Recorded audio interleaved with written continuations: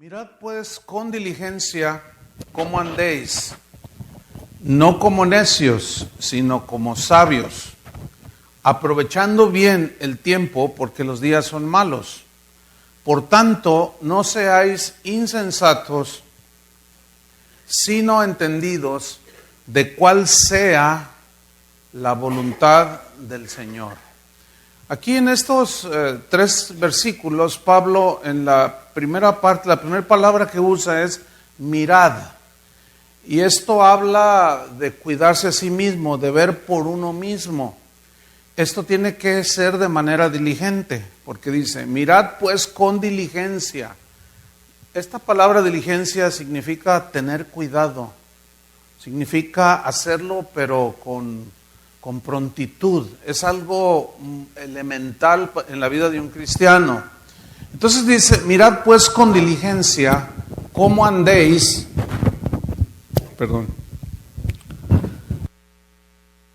Mirad pues con diligencia cómo andéis. Esa frase, cómo andéis, es muy interesante aquí porque andar, el verbo andar, viene de una palabra griega que significa andar en las actividades propias de algo o de alguien. Por ejemplo, un militar anda en las actividades propias de la milicia. Un deportista anda en las actividades propias de su deporte que practica. Y un cristiano, en este caso, se dedica a las actividades propias que le corresponden a un cristiano. Por eso a veces me pregunta la gente, oiga pastor, ¿es malo ir a un antro? Bueno, nada más pregúntate si Jesús entraría allí. No, pues no, entonces ¿qué tienes que estar allí? ¿Verdad? Entonces dice Pablo, mirad pues con diligencia cómo andéis. Y luego dice, no como necios. Aquí la palabra necios es una palabra griega, asofos, que significa imprudente. O sea, no anden imprudentemente. Significa faltos de templanza, faltos de cautela. Habla de una falta de moderación. O sea, hay exageración, extremos y todo. Así andan los necios. Es una falta de buen juicio. Eso significa andar neciamente. Es alguien que no sabe, un necio es alguien que no sabe discernir y distinguir entre lo bueno y lo malo. Entonces Pablo dice, miren, cuídense a sí mismos, anden con diligencia, tengan mucho cuidado en andar en las actividades propias y en las conductas propias de un cristiano. No anden como los necios, que no tienen dominio propio, que no tienen templanza, que no son cautelosos, que son imprudentes, que no saben discernir entre lo bueno y lo malo. Y luego dice, sino como sabios. Y aquí sabios, la palabra que usa Pablo, es una palabra sofos, que significa perito. ¿Qué es un perito? Un perito es un entendido en alguna materia. Por ejemplo, se habla de perito arquitecto. Cuando están construyendo una casa, dice, perito arquitecto fulano de tal. O sea, para construir una casa se necesita un perito, un entendido en la materia, ¿sí? Entonces, fíjense lo que dice, no como necios, sino como sabios, o sea, como peritos, como entendidos, ¿en qué? Sigue diciendo el versículo 16, aprovechando bien el tiempo, por esta razón, porque los días son malos. Versículo 17, aquí viene en lo que tenemos que ser peritos, entendidos. Por tanto, no seáis insensatos, o sea, necios, sin entendimiento, sino entendidos. Y ahí entendidos es la misma palabra, perito, ¿sí? Entendidos de cuál sea la voluntad del Señor, la voluntad del Señor. La inmadurez se muestra muchas veces por la falta del entendimiento, por la falta de entender y de hacer la voluntad de Dios. Así como un hombre de 30, 40 años se puede comportar como un niño porque no maduró y no entendió y su comportamiento no es propio de un hombre de 30 años, de 40 años, de una mujer casada, de una mujer ya pues entrada en sus 25, 30 años. Hay muchas mujeres muy imprudentes, ¿sí o no? Hombres, pues ni se diga, ¿verdad? Entonces, Pablo dice que nosotros no debemos de ir hacia la madurez y dejar estas cosas. Ahora, espiritualmente como cristianos puede sucedernos lo mismo que en lo natural, ¿sí? Vamos a 1 Corintios 3:1. Pablo les escribió a los corintios que se distinguían precisamente por su inmadurez. Eran cristianos que habían recibido el Evangelio, que los dones del Espíritu Santo fluían de una manera notable, había milagros, había profecía, pero esos son dones, son regalos de Dios, pero no tenían carácter. Y como dijo alguien, tus dones te pueden abrir las puertas y tu carácter te las cierra. Pues nada más vean a los futbolistas con un don tremendo para patear el balón, o los basquetbolistas, pero no tienen carácter, golpean a la señora, algunos hasta las matan. Entonces, los dones son regalos de Dios, pero el carácter, ese se tiene que ir formando día tras día.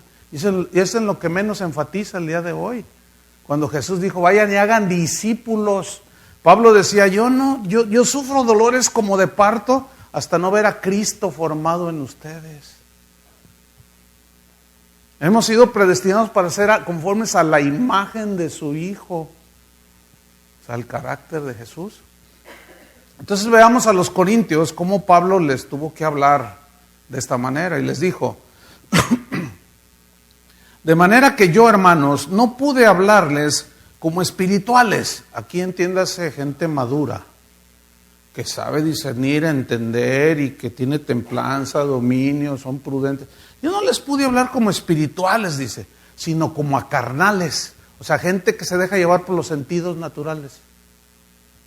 Dice, como a niños. ¿Cómo a qué? Como a niños en Cristo. Ayer explicábamos que ser un niño no tiene nada de malo. La niña, la Candela que está ahí otra vez, es una niña. Tiene pensamientos de niña, juega como una niña, piensa como niña. Pero imagínense a Candela a los 25 años haciendo las mismas cosas, reaccionando igual. Entonces la gente dice, ay, no, qué feo carácter tiene, dicen, ¿no? Lo que pasa es que no maduró. Entonces Pablo les dice, ustedes son como niños en Cristo. O sea, todavía se dejan llevar por sus emociones.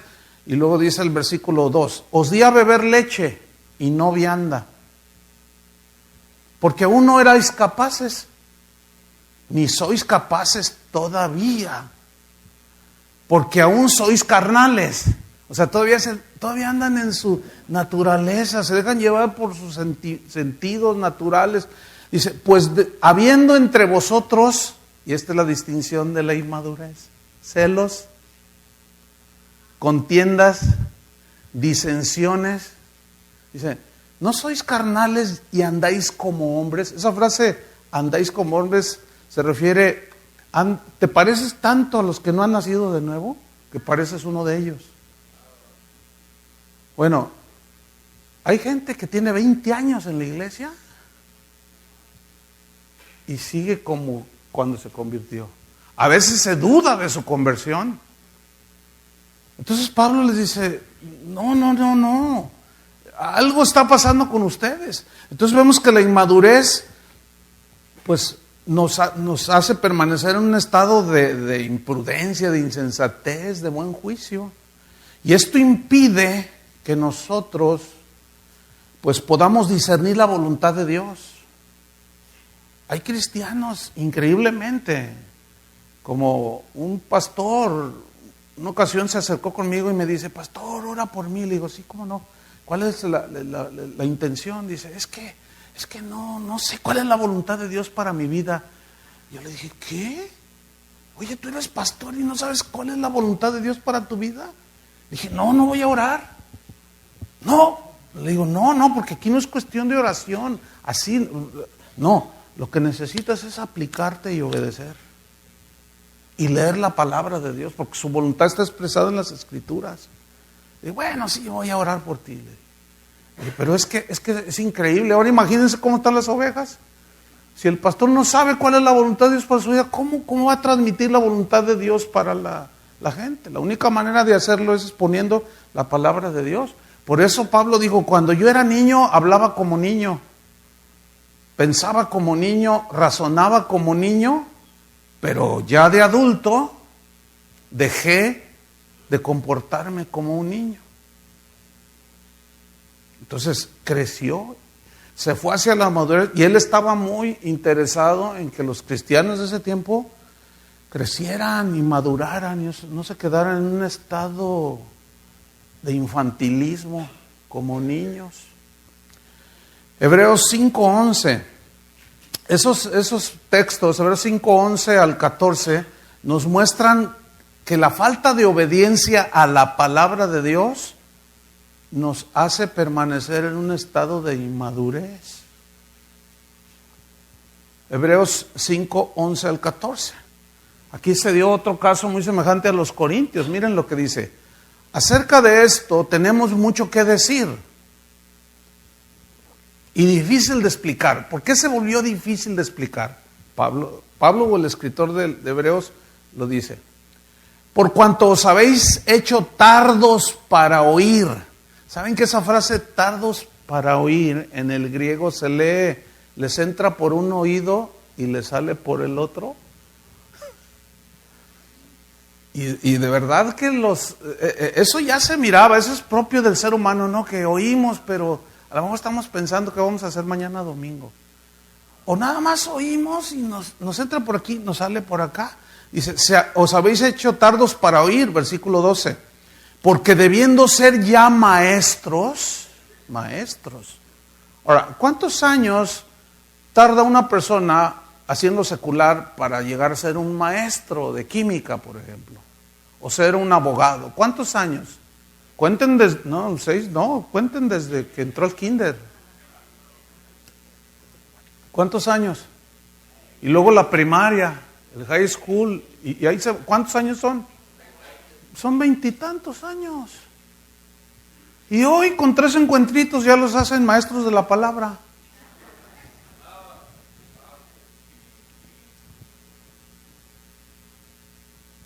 Entonces, algo anda mal, estamos haciendo mal el trabajo. Imagínate un niño diciendo, bueno, yo les voy a dar clases de derecho romano. Y los abogados ahí sentados. O sea, no por desprecio, sino, pues, ¿cómo? Entonces, aquí Pablo dice, debiendo ser ya maestros, o sea, ya había pasado mucho tiempo. Y ellos permanecían en un estado de niñez, de inmadurez. Dice, después de tanto tiempo, dice, tenéis necesidad de que se os vuelva a enseñar cuáles son los primeros rudimentos de las palabras de Dios. Y habéis llegado a ser tales que tenéis necesidad de leche y no de alimento sólido. Y todo aquel que participa de la leche es inexperto en la palabra de justicia, porque es niño.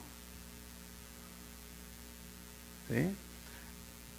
Un niño puede... ¿Cuántos son 2 más 2? Y un niño te puede decir 4. Pero que te haga raíz cuadrada o sea, no sé, no le puedes exigir tampoco. ¿Sí? Entonces Pablo dice, ustedes tienen necesidad de leche y no de alimento sólido, son niños. Está hablando espiritualmente, ¿no? Dice el versículo 14, pero el alimento sólido es para los que han alcanzado madurez. Fíjate esa palabra, alcanzado. O sea, habla de una meta. ¿Sí? Entonces, hermanos, no podemos quedarnos en lo mismo. Tenemos que avanzar, tenemos que crecer, tenemos que ir hacia la madurez. Dice, el alimento sólido es para los que han alcanzado madurez. Ahora, nota lo que dice a continuación. Para los que por ¿el uso de qué? De los sentidos espirituales. Dice, el uso para los que por el uso tienen los sentidos espirituales ejercitados en el discernimiento del bien y del mal. Miren, los 5 sentidos naturales que tenemos como seres humanos, el oído, el tacto, el gusto, etcétera, espiritualmente tienen su equivalente. Cuando Jesús decía, el que tenga oídos para oír, oiga. Bueno, todos tenían oídos, pero él decía oídos espirituales. Dice, tienen ojos y no alcanzan a ver. O sea, todos tenían ojos, pero no tenían vista espiritual. Hay un gusto espiritual, hay un olfato espiritual. A veces esto me huele mal, ¿verdad? Y hay un gusto, ¿sí? Y así como los niños les encanta la comida chatarra. ¿Sí se entiende esa palabra? Comida chatarra, o sea, papas fritas, hamburguesas, Coca-Cola. No, les encanta. Desgraciadamente lo más rico es lo menos nutritivo. Y eso les encanta a los niños. Pero los padres tenemos que ser sabios, no para darles lo que les gusta, sino lo que necesitan.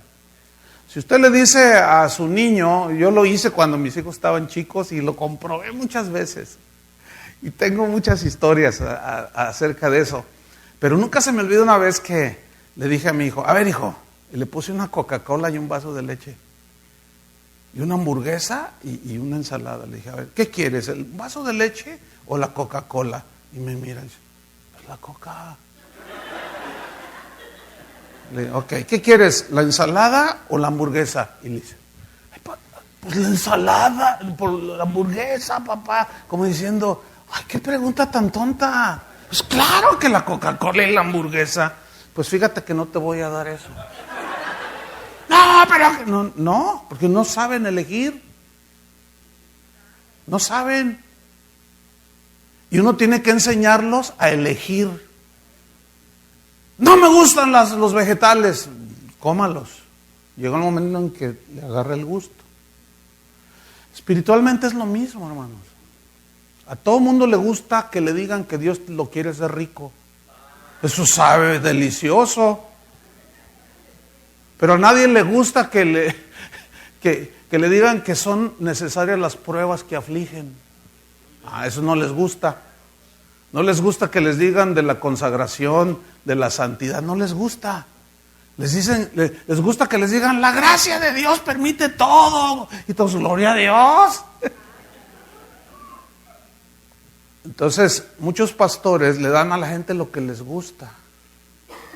Entonces, en lugar de alimentarlos en su momento con toda esa comida espiritual chatarra, después se cobra la factura, como en lo natural.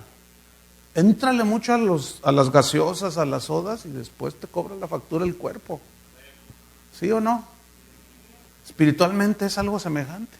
Entonces, el uso de los sentidos espirituales, fíjate aquí en lo que dice, para los que por el uso tienen los sentidos ejercitados, ¿en qué? En el discernimiento del bien y del mal.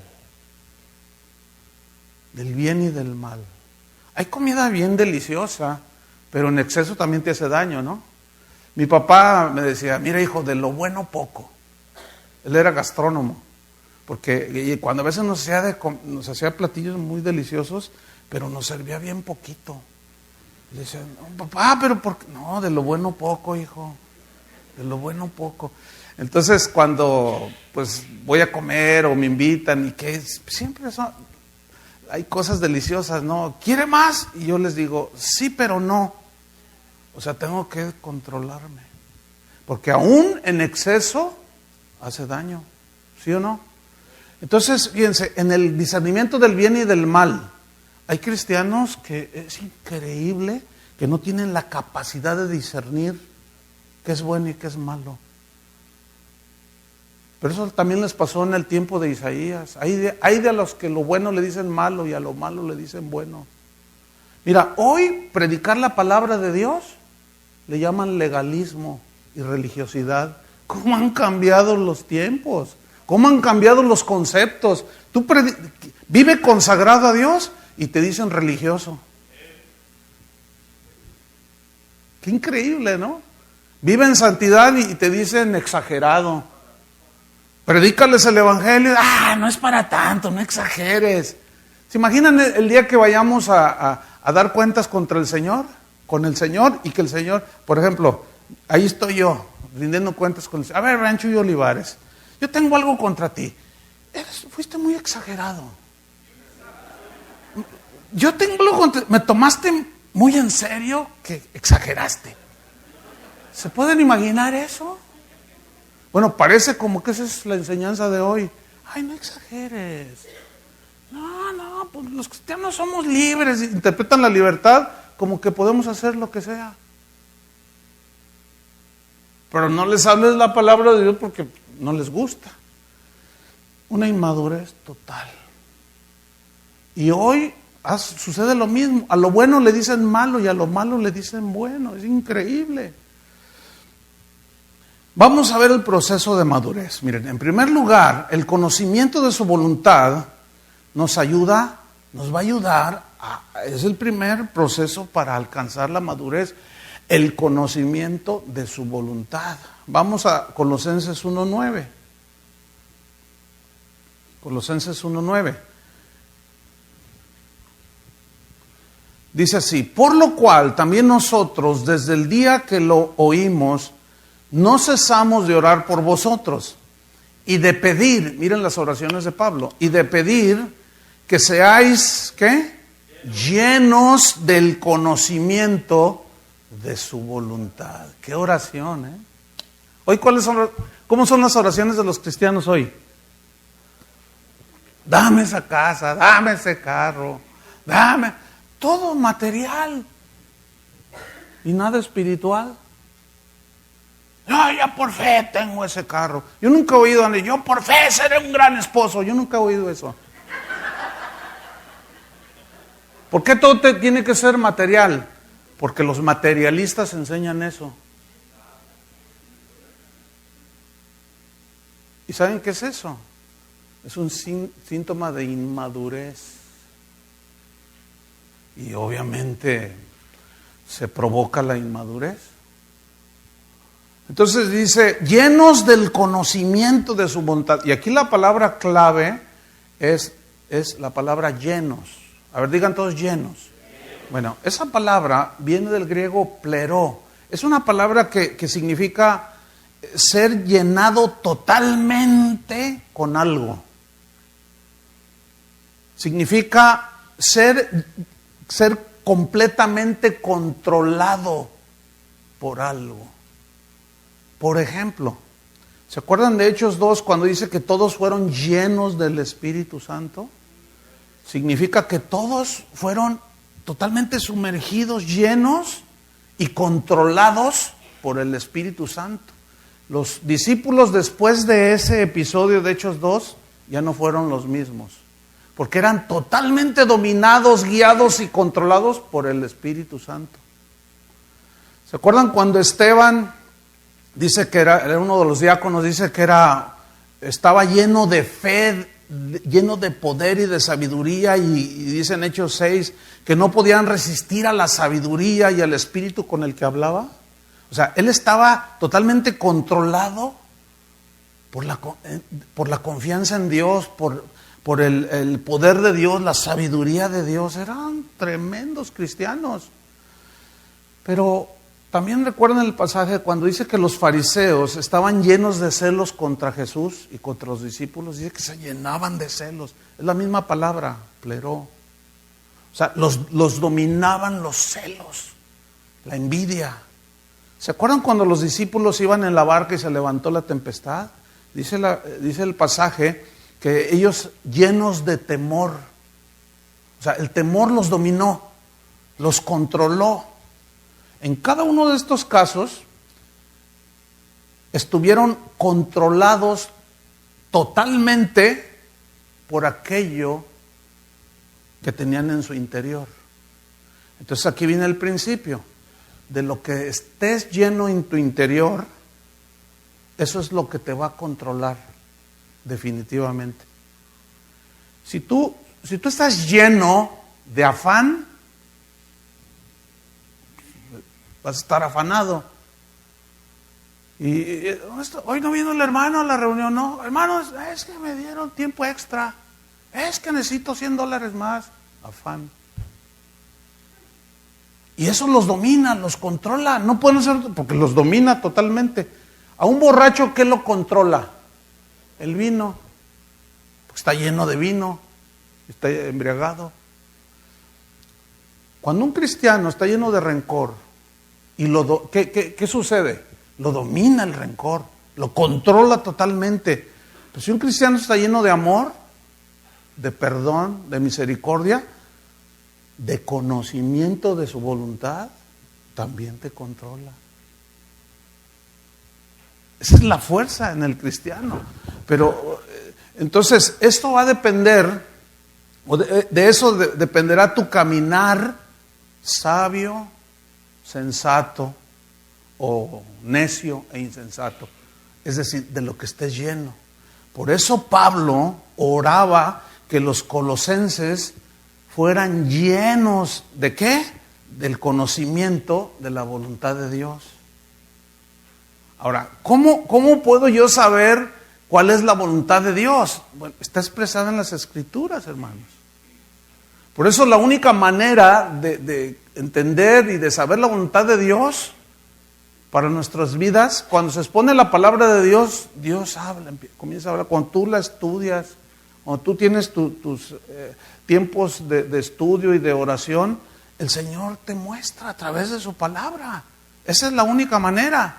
Entonces Pablo oraba para que ellos fueran llenos del conocimiento de su voluntad. Pero aquí resalta también la palabra conocimiento. Conocimiento. El conocimiento es lo contrario a la ignorancia. ¿Sí? Cuando una persona es ignorante, es muy fácilmente manipulable.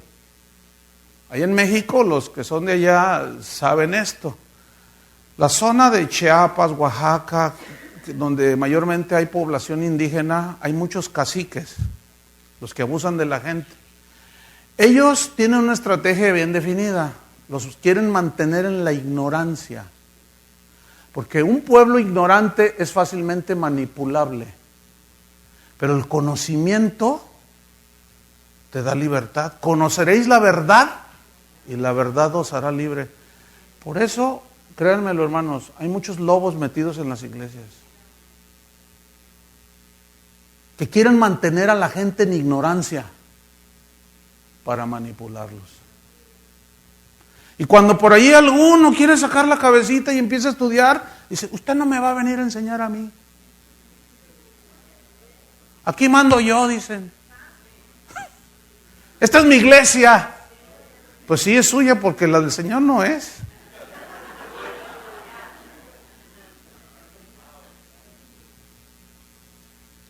Conocimiento, digan todos conocimiento.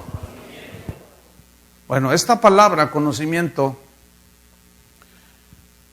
Pablo utilizó la palabra epignosis, que significa pleno conocimiento, o sea, en un nivel de conocimiento de un grado superior, ¿sí?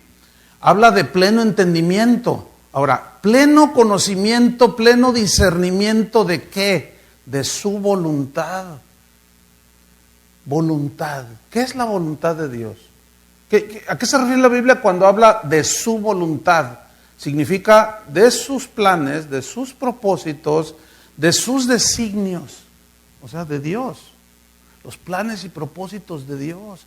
Hace rato cantábamos, te entrego mis anhelos, te entrego mis deseos. Ese canto está de acuerdo a la Biblia. ¿Por qué? Porque nuestros deseos, anhelos y sueños están en segundo término. Como lo explicaba ayer, a Dios no le interesan tus sueños, tus ilusiones. Entonces, muchos dicen, no, pero entonces, ¿qué?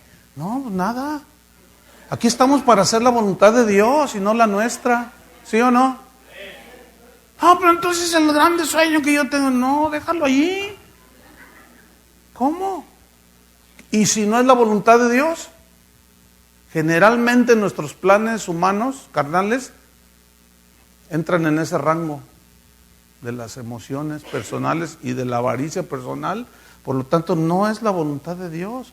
Y todo lo tenemos que someter a la palabra de Dios, porque la palabra de Dios es nuestro parámetro, es nuestra medida.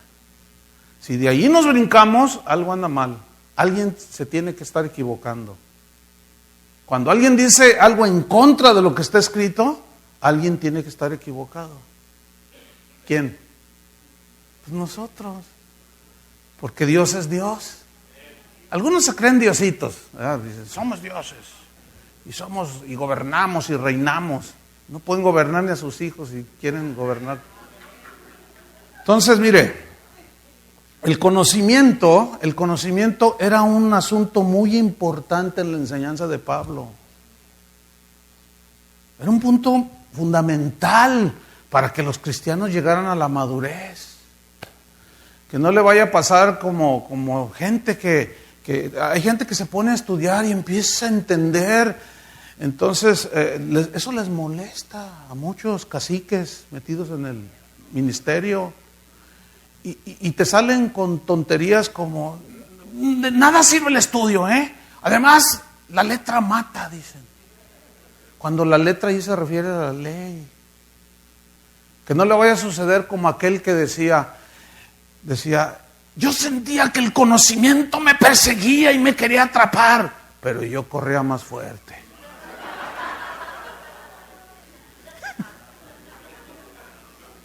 Y ese es increíble que pastores rehúsen el conocimiento de Dios. Es increíble. Ni siquiera abren la Biblia en sus exposiciones. Se agarran contando. Hasta de la cucaracha que mataron en la cocina. Hablan de sus grandes viajes y de sus grandes logros. Y nunca hablan de aquel que nos sacó de las tinieblas a su luz admirable.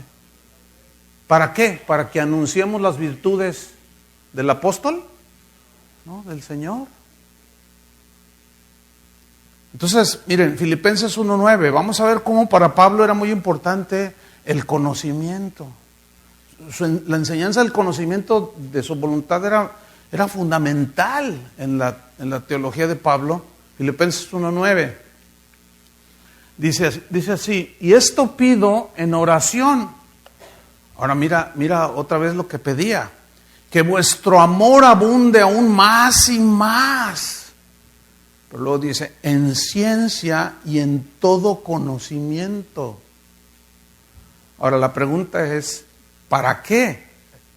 ¿Para qué esa ciencia, ese abundar en ciencia y en todo conocimiento? ¿Para qué? El versículo 10 nos responde. Para que aprobéis lo mejor. Para que aprobéis lo mejor. Aquí aprobar significa distinguir lo mejor. Lo mejor, hay una versión que dice lo de más valor. A ver, ¿qué es de más valor? ¿Qué es de más valor? ¿La obediencia o tener un auto del año? ¿Verdad que no es complicado discernirlo y entenderlo? No. A ver, ¿qué es más importante? ¿Amar a tu esposa o que te aumenten el sueldo y estar ahí trabajando y afanado para que te aumente 3 veces el sueldo? ¿Qué es mejor? Pues, o sea, no, hasta un niño de mediana edad te puede decir, no, pues es mejor. ¿Qué es mejor? ¿Ser abogado o quedarte hasta el high school? No, pues ser abogado, dice. Para que aprobéis lo mejor. Vean el tipo de oraciones que hacen los cristianos hoy. Todas encaminadas, la gran mayoría, a las cosas materiales. ¿Sí o no? Las predicaciones, todas te hablan de dinero en el evangelio de hoy. No saben otro tema más que el dinero. Eso despierta la avaricia y la codicia. Eso con el asunto de que somos hijos del rey. Sí somos hijos del rey. Pero si a mí me lo hicieron, ¿qué no harán con vosotros? Dijo Jesús. En fin, Pablo dice pues que él oraba para que abundara el conocimiento, para que aprobéis lo mejor, a fin de que seáis, sigo ahí en Filipenses 1:10, a fin de que seáis sinceros e irreprensibles. Esta palabra sinceros en el griego significa ser probados por la luz del sol. Yo cuando vi esto dije, a ver, entonces, ¿cómo es? ¿Por qué se traduce sinceros? Y en realidad la frase es ser probados por la luz del sol, ser probados como algo genuino. Y ahí algunos comentaristas hablan de que cuando hacían las vasijas de barro que a veces se rajaban, las cubrían las rajaduras con cera y luego las pintaban y las vendían y la gente llegaba y las miraba bien, pero en realidad estaban rezanadas. Pero les ponían cera. Entonces, los que sabían que a veces no eran buenos productos, los ponían en el sol. Los dejaban, no, ¿qué estás haciendo? No, espera, y al rato se derretía la cera. O sea, trataban de cubrir, de engañar, entonces no eran sinceros. ¿Entienden? Entonces, Pablo dice, para que aprueben lo mejor, a fin de que seáis sinceros, sean probados por la luz del sol, que sean genuinos, que sean piezas genuinas, ¿sí? Pero luego dice, genuinos, sinceros e irreprensibles. Aquí irreprensibles habla de alguien que no es piedra de tropiezo para otros. O sea, habla de alguien que no tiene acusaciones y si las tiene no se las pueden probar. O sea, alguien, no que no peque, todos fallamos, ¿están de acuerdo con eso? Pero es alguien que siempre está a cuentas con Dios. Entonces, ¿cómo puedo ser yo sincero e irreprensible? ¿Cómo podemos ser si no conocemos cuál es la voluntad de Dios? Entonces vemos que el conocimiento de Dios era muy importante en la enseñanza de Pablo, porque Dios desea que lo conozcamos, que lo entendamos, y la única manera de conocerlo es a través de las Escrituras. Miren, en Jeremías 9:23, aquí dice algo muy interesante al respecto de cómo Dios quiere que lo conozcamos. Entonces eso de que el conocimiento envanece, se interpreta mal, claro. El conocimiento envanece cuando no tienes el otro lado, de eso voy a hablar en la segunda hora, el equilibrio, ¿verdad? Porque hay gente que puede tener mucho conocimiento, ¿cierto? Pero si no lo lleva al terreno de los hechos, se vuelve soberbio. Y hay un desequilibrio, ¿sí? Pero de eso hablaremos después. Jeremías 9:23 dice, así dijo Jehová. ¿Quién dijo? Dios, el Señor. No se alabe el sabio en su sabiduría, o sea, humana, ¿verdad? No se jacte. Ni en su valentía se alabe el valiente, ni el rico se alabe en sus riquezas, mas alábese en esto el que se hubiere de alabar. Solo dos cosas, mira, en entenderme y conocerme, que yo soy Jehová. Que hago misericordia, ¿qué más hace? Juicio. No, hay cristianos que dicen, hay predicadores que dicen, no, Dios no castiga. Ah, no, compadre, pues ¿qué Biblia estás leyendo? No, Dios es todo amor, sí es amor, pero también te da tus, ¿cómo no? Claro que sí. A Pablo, él mismo reconoció, para que la grandeza de las revelaciones no me subiera la soberbia, me dio un aguijón, que me tuviera ahí humillado. Y yo le pedí a Dios 3 veces que me lo quitara y me dijo, no, bástate mi gracia. ¿Dios responde todas las oraciones? No. Lo que no entendemos es que a veces Dios nos responde contrario a lo que queremos y decimos que Dios no nos respondió. Pero a Pablo le respondió, le dice, he rogado 3 veces que lo quite de mí. Y el Señor le dijo, no, bástate mi gracia. Le decía, no. ¿Por qué? Porque tenía que disciplinarlo, tenía que tratar con él. Pero Pablo reconocía que tenía la tendencia a la soberbia. Qué tremendo. Porque era humilde. Pero él entendía, que es lo que no entendemos el día de hoy. Hoy como nos enseñan nada más a ser campeones, y pues como el campeón siempre gana, y cuando por ahí viene un tropiezo, una tribulación o algo, no la recibas, reprende al diablo. Lo que sucede es que Dios usa hasta el diablo para darnos a veces, como a Pedro.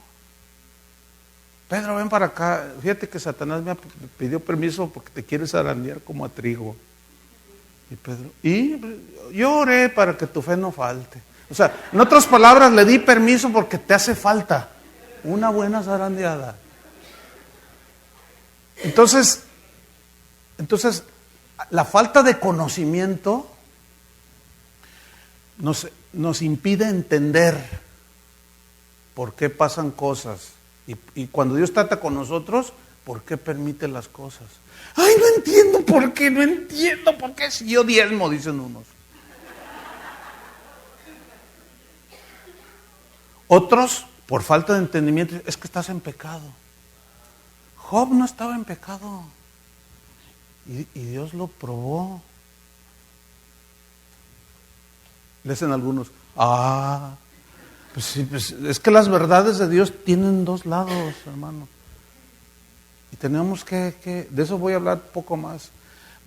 Porque eso vean el equilibrio. Así como en la naturaleza se habla de un equilibrio en la naturaleza, en todo hay un equilibrio, balance en la alimentación. También en las cosas de Dios hay un balance, un equilibrio. Si nosotros sobreenfatizamos el amor de Dios, ¿cuántos creen en el amor de Dios? Yo también creo en el amor de Dios. Por su grande amor con que nos amó, aun siendo pecadores, Cristo murió por nosotros. Pero si nada más enfatizamos el amor, no enfatizamos que también Dios es un Dios severo. Mirad la bondad y la severidad de Dios, le dijo Pablo a los romanos. La bondad y la severidad, y eso hace el equilibrio. Entonces la falta de conocimiento nos impide entender. Entonces Dios dice aquí, mas alábese en esto el que se hubiera de alabar, en entenderme y conocerme que yo soy Jehová, que hago misericordia al que quiero y cuando quiero, y a nadie le pido permiso, pero también hago juicio y también justicia en la tierra, porque estas cosas quiero, dice Jehová. Es mejor callar. Es más sabio callar y no ponernos a pleitear con el Creador. Pablo decía a los romanos, es uno de los versículos más reveladores en cuanto al conocimiento de Dios y el entendimiento de Dios. Y Romanos 8:28, y sabemos que a los que aman a Dios, todas las cosas que ayudan para bien. Pero fíjese cómo inicia el versículo, saber. El verbo saber. Eso es lo que muchos no saben. Y saber es lo contrario al conocimiento. Y por lo tanto eso impide ir hacia la madurez. Por eso nosotros tenemos que orar como oraba Pablo. Señor, dame sabiduría, dame entendimiento. Por eso como hablábamos de Abraham por la fe obedeció. Aunque él no era guiado por los sentimientos. Él creía, las circunstancias alrededor estaban terribles, ¿a poco no? Pero él creía y eso lo hacía avanzar.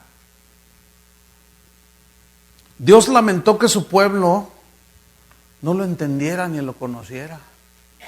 En Isaías 1:3, mira lo que dice. Isaías 1:3. Dice así: el buey conoce a su dueño, y el asno conoce el pesebre de su señor. Israel no entiende, mi pueblo no tiene conocimiento. Parece como que se repitió la historia. Mira, hoy, miren lo que voy a decirles, Yo he dado enseñanzas sobre el nacer de nuevo. Y han pasado pastores ya, gente que pastorea. Dice, pastor, a mí nunca me habían hablado de eso. Yo nunca me había arrepentido de nada. Yo nací en un hogar cristiano. Bueno, esa es una. Pero hoy le preguntamos al cristiano común, a ver, defíneme bíblicamente lo que es la justificación. No saben. Defíneme lo que es el nuevo nacimiento. No saben. No te saben dar una respuesta bíblica. Entonces, al mantenerse en una ignorancia, pues, ¿cómo van a entender por qué Dios hace las cosas? Entonces, por eso Pablo decía, sabemos que a los que aman a Dios, entonces, amar a Dios, pero también conocerlo y amarlo. ¿Entienden? Todas las cosas nos ayudan para bien. O sea, todas las cosas buenas y malas, en eso implica en el griego. Que me corrieron del trabajo, que el negocio quebró. Hermano, nosotros somos hijos de Dios, estamos en las manos de Dios. Y esto solamente se entiende a la luz de la palabra. Bueno, Dios estará probando nuestra fe, Dios estará disciplinando. Señor, ¿qué? Yo cuando he estado enfermo le he preguntado al Señor, Señor, si quieres decirme por qué, está bien. Y te estoy disciplinando. Una vez me dijo, te estoy disciplinando. Señor, porque te he dicho esto y esto. Y te tuve que tumbar para que estés quieto y poderte hablar. Porque andas como loco para todos lados. Ay, Señor, perdóname. A veces, Señor, si quieres decirme por qué, no, nomás estoy probando tu fe.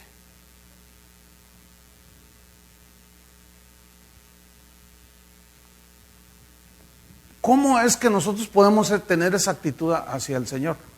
Conociendo la palabra de Dios. Fíjense cómo Pablo no se peleaba con el Señor. Entonces el Señor estaba lamentándose de que su pueblo no lo conocía, no lo entendía. Las Escrituras advierten del peligro de la falta de conocimiento. Ustedes conocen este versículo, es muy citado, pero sin sentido. Oseas 4:6, mi pueblo fue destruido porque le faltó ¿qué? ¿Qué le faltó? Conocimiento. Pero ahora miren, leyendo el versículo, Oseas 4:6, por cuanto desechaste el conocimiento. Ahora pongan atención si hay pastores aquí, porque se dirige a los líderes. Por cuanto desechaste el conocimiento, yo te echaré del sacerdocio. Pero vienen las consecuencias. Y porque olvidaste la ley de tu Dios, también yo me olvidaré de tus hijos. Eso está fuerte, ¿no? Entonces, viene la pregunta, ¿estará interesado Dios en que lo conozcamos? Claro. Esta es tu voluntad, que te conozcan a ti y a Jesucristo a quien has enviado. A eso vino Él, a darnos a conocer al Padre. La única manera de conocerlo es a través de las Escrituras, que es lo que menos se expone el día de hoy, desgraciadamente. Hasta se burlan algunos. A ver, abran su Biblia en tal versículo. Y luego ya leen el versículo. Bueno, para esos que se las dan de muy teólogos, ya leímos la Biblia. Ahora vamos a lo que les gusta. Les voy a contar unos buenos chistes. Y luego ahora el tiempo de predicación se ha reducido. Ya parecen misas católicas de media hora. Y luego de esa media hora, 15 minutos contando chistes. No. Y la gente, ¡ay, qué bendición! ¿Ven la niñez en la que están? Y como le dicen los argentinos. Así como diciendo, ¡ay, salen bien bendecidos! Y salen bien contentos. No saben discernir. Es increíble. Las Escrituras entonces nos revelan la voluntad de Dios para nosotros. Nada más unos versículos, así para que. 1 Tesalonicenses 4:3. Dice así. 1 Tesalonicenses 4:3. Pues la voluntad de Dios es vuestra santificación. Y aquí nos lo define un aspecto de la santificación. Que os apartéis de fornicación o de inmoralidad sexual. Ayer les comentaba que no he recibido un correo, decenas de correos, hermanos, que no, el caso que les comentaba anoche, para los que no vinieron anoche, que me escribió un líder de alabanza que tenía su novia y que era líder de alabanza por años y tenía su novia y tenía relaciones sexuales y que unos hermanos le dijeron que eso estaba mal. Me dice, ¿es mal eso? ¿Está mal eso, pastor? Deme su opinión. O sea, no, un líder de alabanza y no sabe discernir, no entiende. Increíble, aunque usted no lo crea. Impresionante, diría yo. Versículo 1 Tesalonicenses 5:18. Dice, dad gracias en todo, porque esta es la voluntad de Dios para con vosotros en Cristo Jesús. En Efesios dice, dad gracias por todo.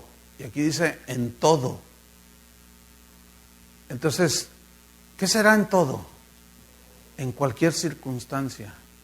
Porque algunos dicen, ay, ¿a poco le voy a dar gracias a Dios porque me rompí la pierna? No necesariamente eso es lo que significa, sino que a pesar de que te rompiste la pierna, tú le das gracias a Dios. ¿Por qué? Porque Dios tendrá un propósito. Eso es algo que muchos cristianos no logran entender. Ay, pues me despidieron del trabajo, pues vamos a darle gracias a Dios porque Él tiene... ¿Cómo que gracias a Dios? Mejor reprendo al Dios, mejor me visto de soldado y hago guerra espiritual.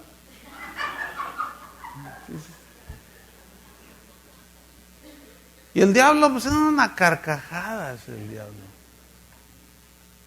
Increíble la ignorancia que hay, hermanos, de la palabra de Dios. Primera de Pedro 4:19. Este versículo, Primera de Pedro 4:19. Búsquelo.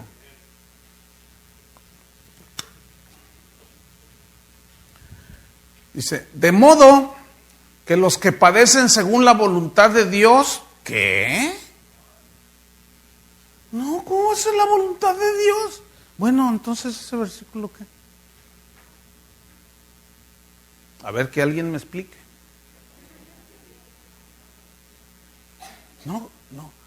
Y luego razonan humanamente. Dicen, ¿a poco tú le provocarías así deliberadamente un sufrimiento a tu hijo? La respuesta natural es no, entonces Dios tampoco. Pero esa es una lógica equivocada. Porque los pensamientos de Dios son más altos que los nuestros. Sus propósitos son mejores que los nuestros.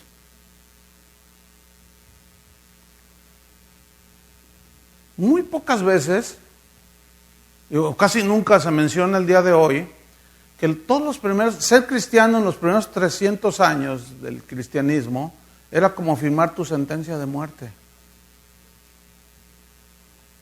Y la gente estaba dispuesta a dar su vida. Y ninguno de ellos reclamó. Ninguno de ellos dijo, yo soy hijo del rey.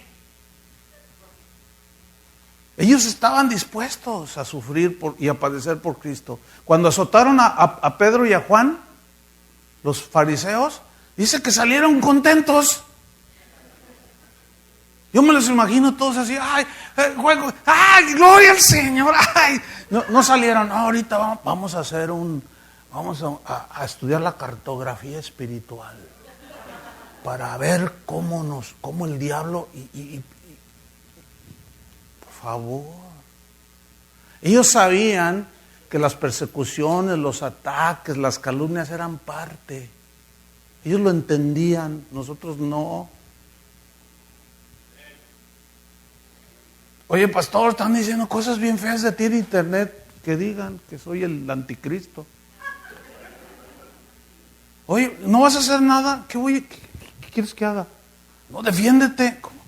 ¿Defiéndeme? ¿Defenderme? No, ¿cómo? Si te maldicen, ¿qué dijo Jesús? Bendícelos.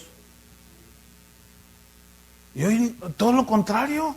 Hoy los pastores, en lugar de bendecir a la gente, pastor, me voy a cambiar de ciudad y pues voy a ir a tal iglesia. No, si te vas, la maldición te va a alcanzar. Y hoy maldicen a la gente.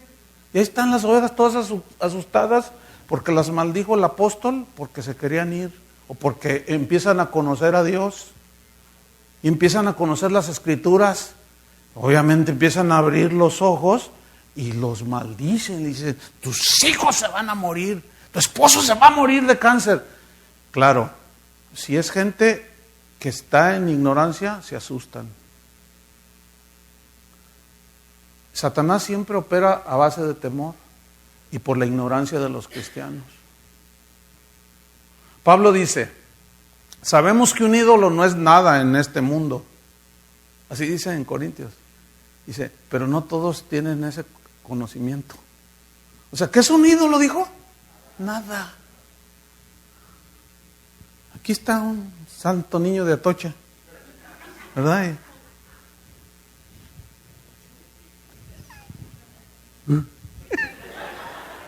Y está el monito. No es nada. No es nada. Pablo, cuando entró a Grecia, dice que su espíritu se enardecía viendo a la ciudad entregada a la idolatría, porque tenían unos altares, un montón de dioses. Él sabía que no era nada. ¿Nunca se han preguntado por qué no se vistió de soldado romano e hizo guerra espiritual? Para atar a todos esos demonios, porque no son nada. Pero él tenía el conocimiento. Y hay cristianos que en la ignorancia llegan a la casa de su abuelita y ven una virgencita ahí. Mira, me está mirando los ojos. Me volteó los ojos, me miró así. Yo la vi. Ay, no seas ignorante, hermano, por favor. Son de barro. Tienen ojos y no ven. Tienen pies y no andan. Es pura superstición, producto de la ignorancia. Yo paso por la catedral y no siento nada. Pero ¿qué es lo que provoca eso? El conocimiento, hermanos. Es más, una vez un hermano me dijo, oye, porque ahí en Guadalajara hay una catedral de 400 y tantos años. Es un monumento histórico y hasta el gobierno la tiene allí, ¿verdad? Le da mantenimiento. Entonces es una joya arquitectónica. Y me dice un hermano, oye, me gustaría entrar allí, ¿no te asustas? Dice, pues no, ya me cubrí con todo. Le dije, no, ya me cubrí con todo. No, estaba bromeando. Entonces le digo, vente, vamos, vamos a ver. Entonces le dije, mira, imagínate que nos ven algunos débiles, o que no entienden, o que no tienen conocimiento, pero venimos como turistas. Ok, y entramos a la catedral. No, eso es impresionante. El altar, las cosas de oro. Y van muchos turistas, no van a rezar ni a nada, ahí van a... Y pues nosotros también ahí estábamos, ¿no? Pero mire, la gente aún lo capta, ¿no? Yo estaba observando la gente, ¿no? Y están las imágenes así, y bueno, como que le tomo una foto, pero, ay, con tu permiso, le dice, con tu permiso. Ay, con tu permiso. Y el mono está así, ¿no?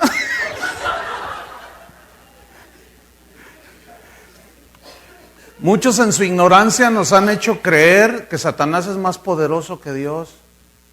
Y eso no es verdad. Eso no es verdad. Satanás no es omnipresente, no es omnisciente.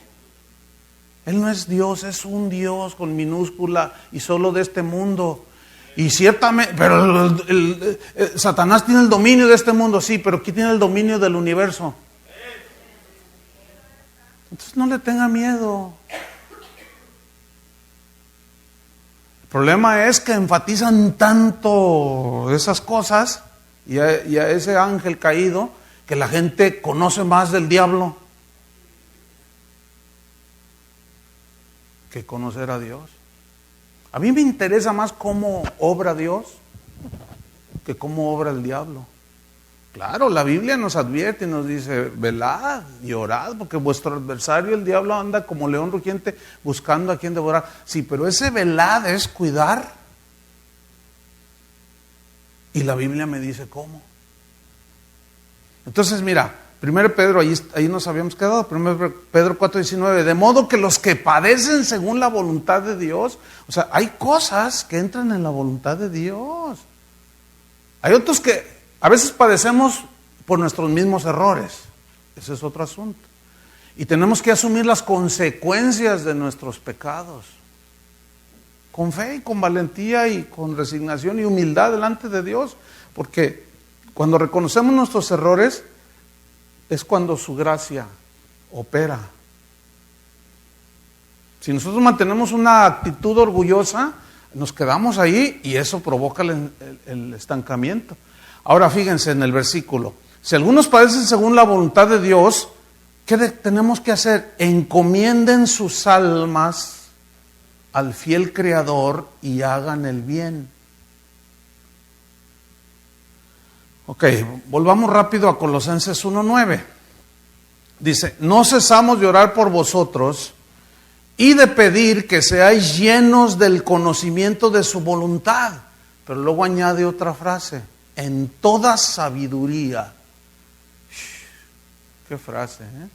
Aquí la palabra sabiduría viene del griego Sofía, como le ha puesto algunas mujeres, Sofía. Eso quiere decir sabiduría. Y sabiduría tiene que ver con el conocimiento de las cosas de Dios. Pero también incluye el conocimiento de cómo, para saber resolver los asuntos de la vida cotidiana.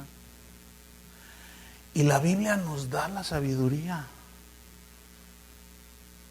¿Se necesita sabiduría para educar a los hijos? Créamelo que sí. Mire, cuando escogieron a los diáconos de la primera iglesia, ¿cuál era uno de los requisitos? Que sean varones llenos de ¿qué? De sabiduría. ¿Para servir las mesas? ¿A poco se requiere sabiduría? Ah, no. Claro. Y hoy, con que tenga un buen negocio, ya lo ponen como diácono. Con que tenga un doctorado en Harvard, ya lo ponen como líder. No, no es así. Los parámetros son diferentes, hermanos.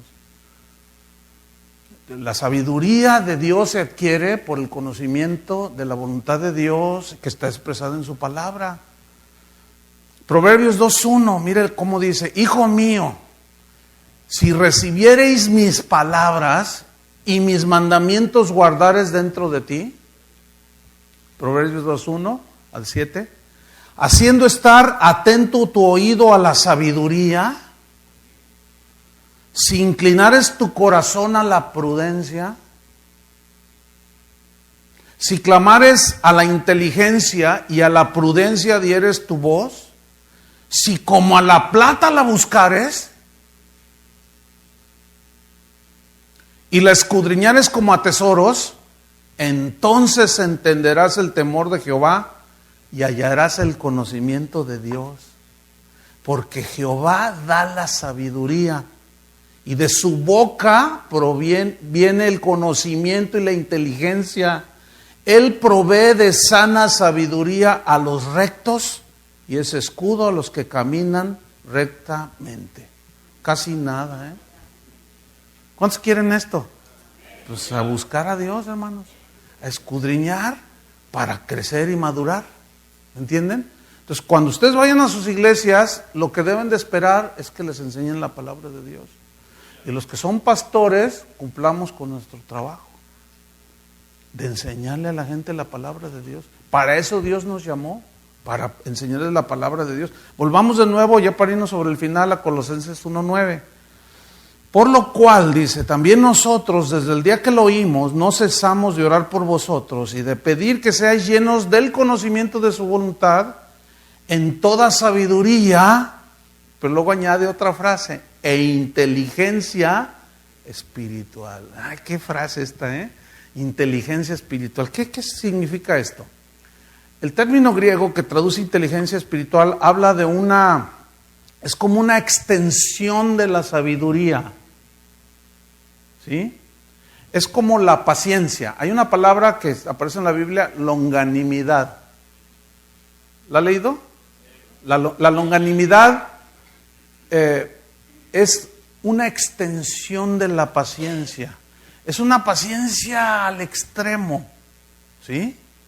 Entonces, la inteligencia espiritual es como una extensión de la sabiduría que nos ayuda a hacer una aplicación de los principios bíblicos para entender a Dios, para resolver los problemas de la vida. O sea, no solo está la sabiduría, sino la inteligencia espiritual. Ahora, para hacer cosas con inteligencia, nunca se ha puesto a pensar, por ejemplo, los que diseñaron esa cámara de video, se necesita una inteligencia bastante paciente, ¿no? Conocimiento de varias materias para diseñar un aparato como ese. Pero la inteligencia habla de una aplicación así como de estar concentrados, dedicados para diseñar algo, ¿no es cierto? A veces la gente me dice, pastor, ¿cómo le hizo con su hijo cuando era adolescente? Mira, yo no te voy a decir cómo le hice, yo te voy a dar los principios para que tú lo hagas, porque cada niño es diferente. No hay patrones, no hay metodología en la Biblia, porque cada uno de nosotros somos diferentes. Entonces, si yo me pongo a enseñar un método de cómo trabajé con mi hijo para que él, pues Dios hiciera la obra y se acercara y se convirtiera y hoy fuera un hombre de Dios, pues no hay un método. Ese es el gran defecto de los métodos metidos a la iglesia, que puede ser la voluntad de Dios, como lo replanteo de nuevo. Dios me dice cómo haga, por ejemplo, en la educación de mi hijo, en su formación. Entonces yo lo hago. Le pido a Dios sabiduría y me la da para contestarle, para ser prudente, para saber cuándo le hablo, para saber cuándo quedarme callado. ¿Me estoy explicando? Y luego se convierte y empieza a crecer, a madurar y se hace un joven tremendo del Señor. Entonces yo hago un libro y digo, miren, háganle así, paso número 1, paso número 2, que de eso está lleno la iglesia, hermano, de puros métodos. ¿Saben qué ha provocado eso? Hacen a un lado al Espíritu Santo. La Biblia habla de la multiforme sabiduría de Dios. Multiforme significa que tiene una diversidad de formas que tiene Él para hacer las cosas. Por eso es Dios, hermanos.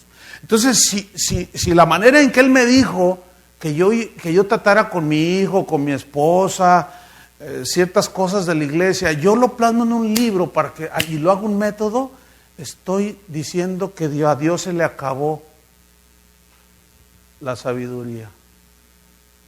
Por eso, todos los que entran en metodología, miren, se van al suelo. Porque se acaba la frescura de la vida espiritual. ¿Entienden? Y eso lleva a un estado de inmadurez. Porque ya no hay esa frescura de estar en una constante guía del Espíritu Santo. Entonces, inteligencia espiritual nos ayuda a probar, a distinguir, a evaluar y a formar juicios certeros de las cosas. La sabiduría nos ayuda a ver y a entender las cosas espirituales de Dios. La inteligencia espiritual nos ayuda a solventar los problemas de la vida cotidiana.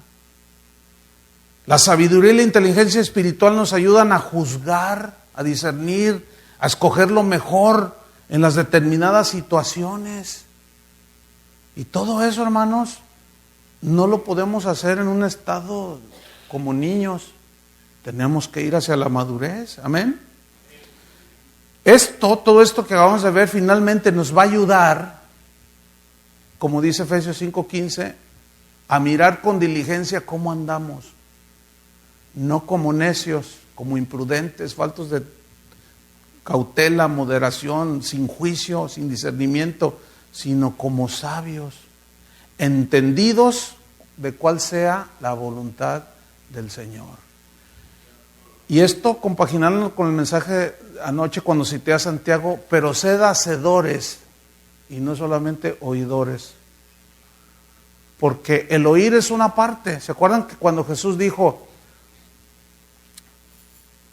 el hombre que edificó sobre la roca es aquel que oyó e hizo? ¿Sí? Es aquel hombre prudente que edificó sobre la roca. Y vinieron vientos y dieron con ímpetus contra aquella casa y se mantuvo en pie. ¿Por qué? Porque estaba fundada sobre la roca. Pero el que oye y no hace, le comparé a un hombre imprudente, necio, torpe, que edificó su casa sobre la arena. Y vinieron vientos, ríos, dieron con ímpetu y se cayó la casa. Y grande fue su ruina. Yo quiero que noten que los dos oyeron. Pero la diferencia entre el que en los dos es que uno hizo lo que oyó y el otro no. Y otra observación para terminar es que a los dos, al que oyó e hizo y al que oyó y no hizo, a los dos les vinieron los vientos, los ríos, dieron con ímpetu. O sea que es mejor estar fundamentado, ¿no? Termino con esto. ¿Se acuerdan del terremoto que hubo en Haití hace unos años? Más de 200,000 muertos. Hace poquito hubo un terremoto en Chile. El terremoto en Haití fue como de 4.5. Bajito. O sea, no es una intensidad así. Entonces, ¿y por qué murieron tantos haitianos? En Chile, el terremoto fue de 6.5. Y casi muy pocos. Entonces, yo cuando vi esa noticia la relacioné con Haití, dije, incluso el periodista dijo, pero ¿cuál es la diferencia? ¿Por qué en Haití murió tanta gente y en Chile no, si la intensidad fue mayor? Entonces dice, es que hicimos una investigación y resulta que en Haití no hay normas de construcción.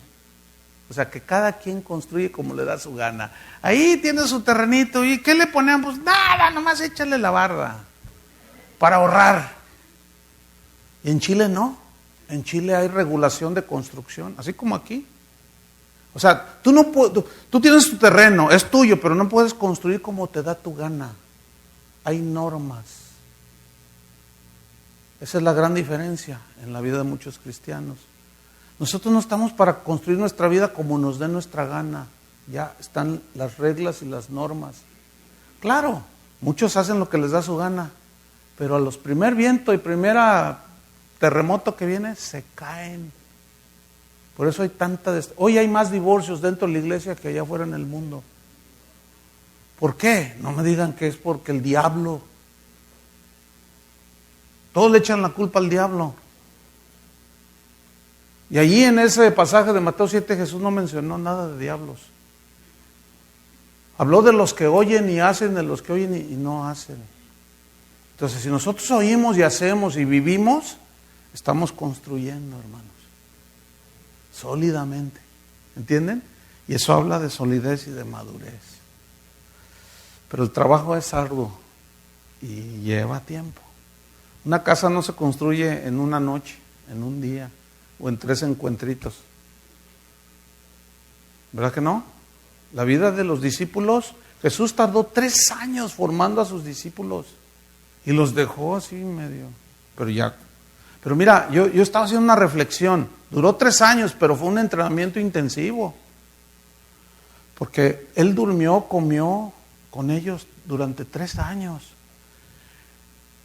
¿Cuál es el tiempo? ¿Cuánto tiempo pasa una persona, un cristiano promedio dentro de la iglesia? Si bien se porta, viene los domingos, 2 horas. Al mes son 8 horas.